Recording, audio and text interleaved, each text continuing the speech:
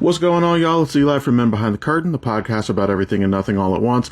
Obviously, we don't have a new episode this week because that would have dropped yesterday, so I decided to revisit another old movie.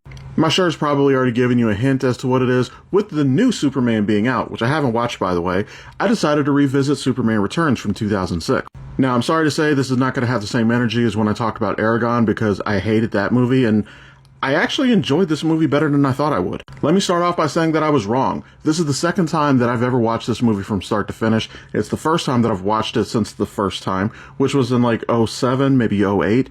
I remembered this being a boring movie, but after revisiting it, this is actually a good Superman movie. Now, there's a couple of things about it that don't make sense. This is supposed to be a sequel to the Richard Donner, Christopher Reeve movies, which happened in 70s or 80s, whatever. He's been gone for 5 years, but now all of a sudden everybody has cell phones. It's not going to make or break the movie, but it's a continuity error. They did a really good job of recapturing what the original movies were. They reused the score. Brandon Routh's Superman doesn't have the same like playfulness to him that Christopher Reeve did, but that's okay. It's just a writing difference. I hate giving Kevin Spacey credit for anything because we've learned he's not a good person, but he was actually a good Lex Luthor. I hate that the character of Richard White, played by James Marsden, has apparently been the first person in the history of fucking ever to actually start putting together that Clark and Superman might be the same person. They're roughly about the same height. They reappear at about the same time.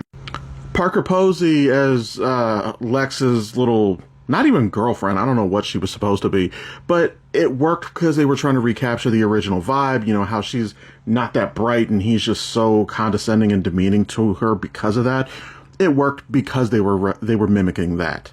Now, toward the end of the movie, where Lex is actually growing this landmass in the middle of the ocean and Superman is trying to save people in Metropolis, it's a little weird because it felt like he came in and saved the dude falling and then went off again. Then he came back and caught the globe. He does this like 3 times, and it's a little weird. Now, when he was in the ER, it's a little weird that they tore the suit off of him, but then when he gets up, it's fine. It's like they never touched it. Side note, I know about his protective aura, so I know that that's why they could tear his suit, so I'm not even going to criticize that part. Also, can we just acknowledge, it was justifiable, but can we acknowledge that the son, Jason, absolutely 187'd that dude trying to get to Lois?